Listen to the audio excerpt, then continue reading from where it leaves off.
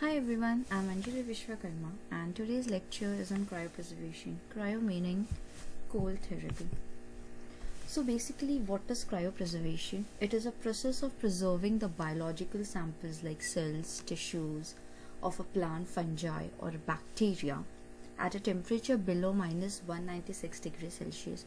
At such a low temperature, the samples are preserved by maintaining the structural integrity. It does so by halting the biochemical reaction of the cell, thereby protecting the cell and preserving the cell's viability. Cell viability depends on their ability to tolerate physical and physiochemical stresses. So, a cell has to first be grown in a growth conditions with appropriate factors in order to tolerate the further preservation conditions. Various cryoprotectants are used and two most commonly used cryoprotectants are glycerol or dimethyl sulfoxide. Now you can see in this picture a scientist is removing the samples from a liquid nitrogen cabinet.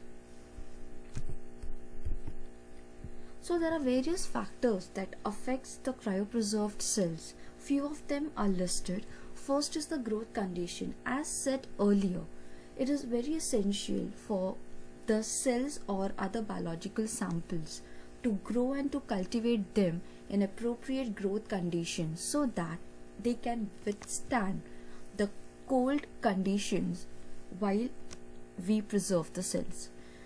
And while culturing the cell should be maintained in a pathogen-free environment.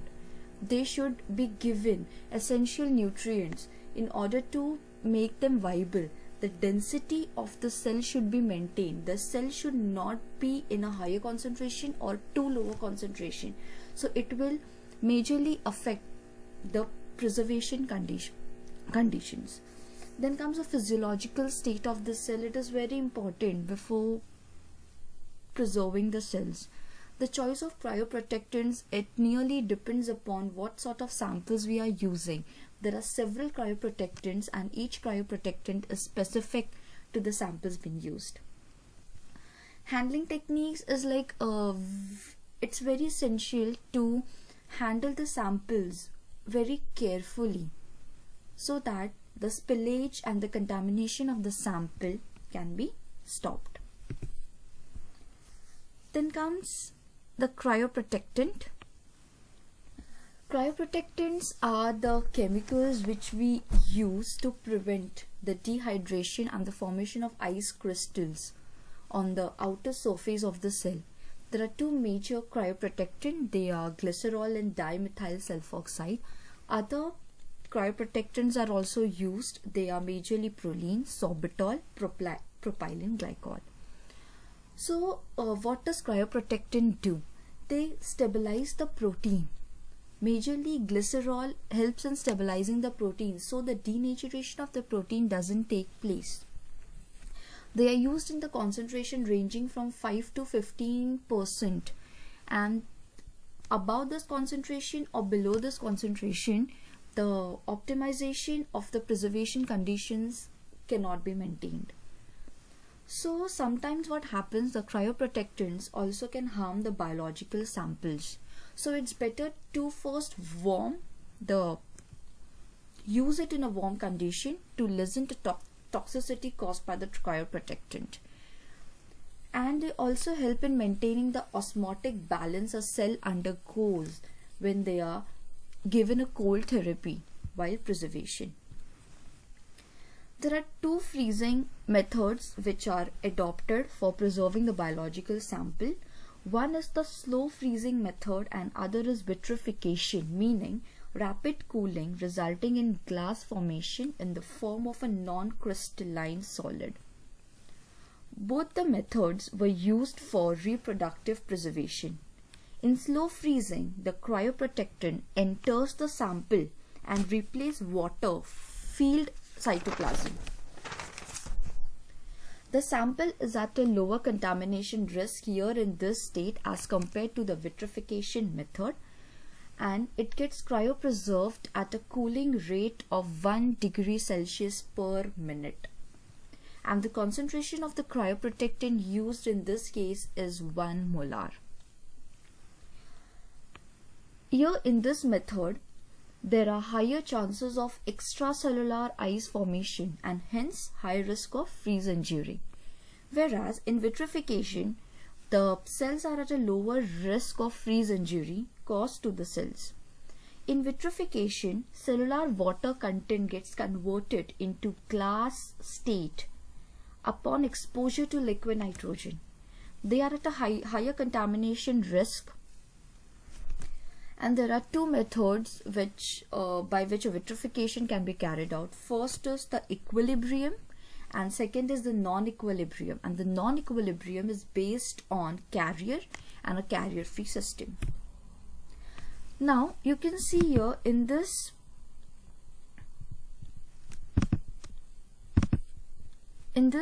image, there is a cell which is it is still in its non-unfreezed state. Okay, so when the cell undergoes slow freezing and vitrification, here you can see the cell is inserted in a freezing media at -5 degrees Celsius.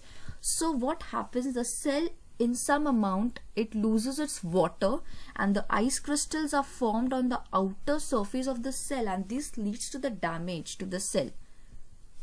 Whereas in vitrification, the cell is first vitrified, meaning a glass state is formed on the outer surface of the cell. So the cell is protected. The outer environment of the cell is not converted into ice, and in this way the cell remains intact and there are no ice crystal formed. Now comes vitrification. Vitrification is like this image, it explains the process of vitrification, how it goes. So basically what is done here, the embryos are cultured in an equilibrium solution to maintain the culture conditions as well as to maintain the physiological state of the sample, as it is very important factor while cryopreservation.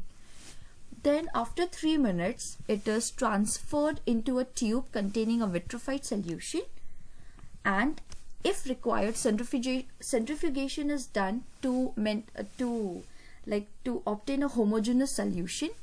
And now this sample is then preserved in liquid nitrogen for long-term preservation. Whenever required for experimental analysis, they are thawed, and by immersing it in a thawing solution, followed by the transfer of the sample onto the culture medium, and in this way various experimental analysis can take place. Then comes type of cryopreservation. Okay, there are 3 types of cryopreservation. First is isochoric, second is isobaric, and third is hyperbaric. In isochoric, meaning the volume is maintained at a constant rate, in this process, the metabolic rate of freezing constantly change with reduction of temperature. That is, reduction of every 10 degrees Celsius, the metabolic rate of the cell changes. The sample in isochoric process needs to be stored at absolute zero temperature, and because of this storing, it ensures slow freezing and helps in maintaining the cell integrity. Isobaric is a preservation at a constant temperature where the temperature is maintained at 1 atmosphere. Process is widely used, but it also leads to cellular damage. Then coming to hyperbaric, cells are preserved at 0 degrees Celsius and high pressure with gradual reduction in pressure, which leads to rapid freezing. Cells are preserved without freezing due to pressure control. The pressure is controlled in such a way that the temperature doesn't fluctuate, and hence the cells are preserved without having them freeze injury.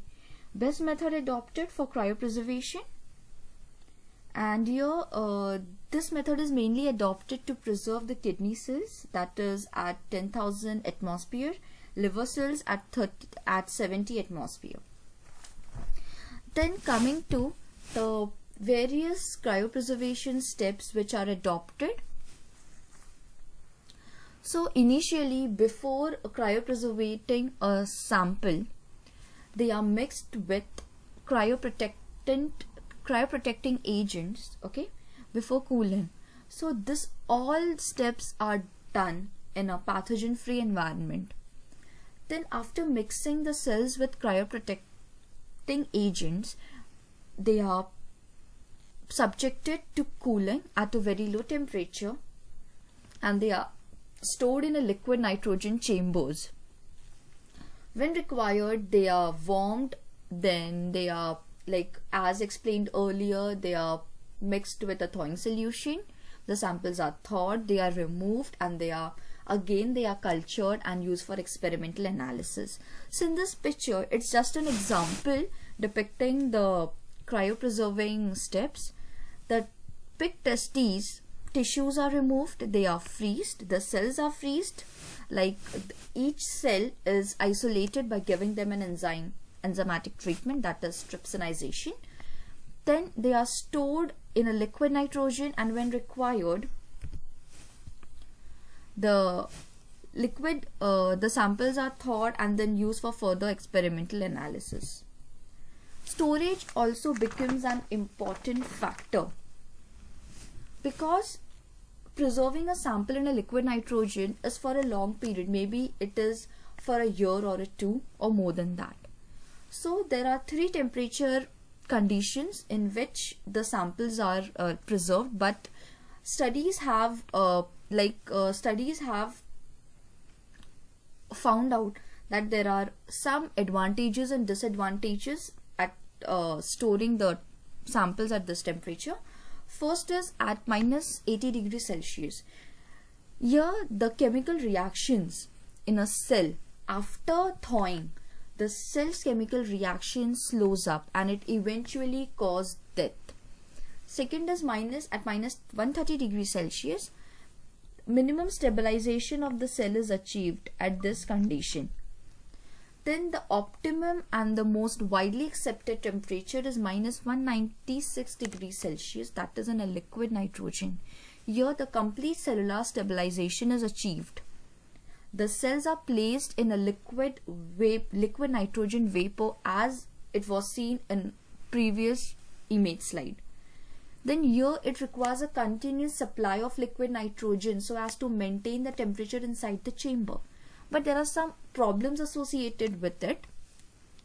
The temperature of the chamber gets fluctuated, which is solved by modern equipment, like the compressors are put inside the chamber, which maintains the temperature without the need of adding freezers in it.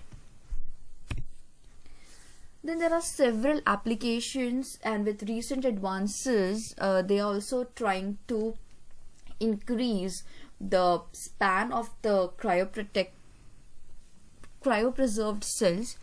There are one of them, recently one paper published, the preservation of stem cells for regenerative medicines. Then preservation of cells or organs before it is transplanted to maintain the integrity of the cells in the organ. Then it is also used in biochemistry and biomolecular biology. Then in ecology and plant physiology, the seeds, if genetic manipulation is to be done, the cells are cryopreserved. And if the plants are to be cultivated irrespective of the climate, the seeds are cryopreserved in order to manipulate the conditions and to culture the cells. They are used in various medical applications like blood transfusion, bone marrow transplantation. The recent advances in cryopreservation was done with the optimization of the conditions and the concentration of the cryoprotectant used. A few of them are listed. First is the rat ovarian tissue was preserved by using 0.1 molar of fructose and DMSO, meaning dimethyl sulfoxide, which is most commonly used cryoprotectant, and they were freezed at 0 and minus 35 degrees Celsius. Then pig uteri was freezed in a near dry ice, and this improved the method. Then the vitrification. Cryopreservation of neurospheres, that is extensively used in neurobiology, was done in 90% serum and 10% dimethyl sulfoxide. This condition provided vitrification along with the self-renewal and multipotential properties. So now the recent is highly focused on this aspect. Though cryopreservation has its own advantages, it has also some limitations. It stops the metabolic activity in a long-term preservation. It slows the genetic changes in the cell. Sometimes if the cryoprotectant or the conditions are not optimized, the temperature fluctuates. It also leads to disfiguration of cell integrity. The cryoprotectant, if used in a higher concentration, it leads to the chromosomal damage of the cells. It also increases the susceptibility of the cells to infection. Finally, I'm concluding this slide, and thank you for hearing this lecture. Have a nice day.